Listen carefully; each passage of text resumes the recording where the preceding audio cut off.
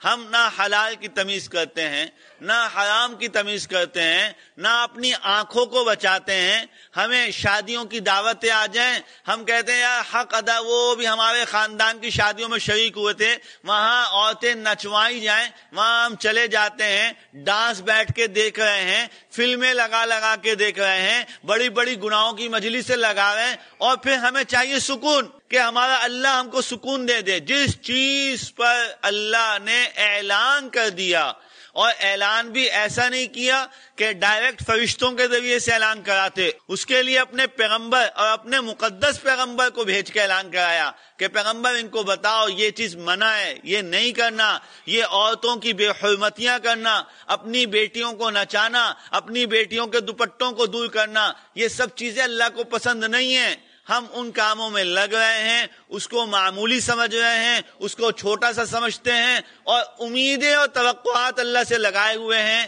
کہ وہ ہمیں سکون دے دے۔ میرے محترم دوستوں اور بزرگوں، یقین جانیے کہ دولت نام ہی سکون کا ہے۔ دولت، دنیا کی دولت نام ہی سکون کا ہے۔ اگر دنیا میں کسی کے پاس پیسوں سے الماریاں بھر جائیں لیکن اس کو نیند نہ آتی ہو، ایسے پیسوں کا کوئی فائدہ نہیں ہے۔ ایسی دولت اور ایسی تجوریوں کا کوئی فائدہ نہیں ہے جس کے ہونے کے باوجود رات کو نیند نہیں آتی ہو، گولیاں کھانی پڑتی ہوں، پریشان رہتا ہو۔ تو اس لیے اپنے اللہ کی طرف توجہ کیجئے، ایک یہ کہ اللہ ہے اور وہ میرا حفاظت کرنے والا ہے، اور دوسرا یہ اپنے حالات کو سوچئے کہ ہم اپنے اللہ کو کتنا یاد کرتے ہیں، کتنا یاد کرتے ہیں۔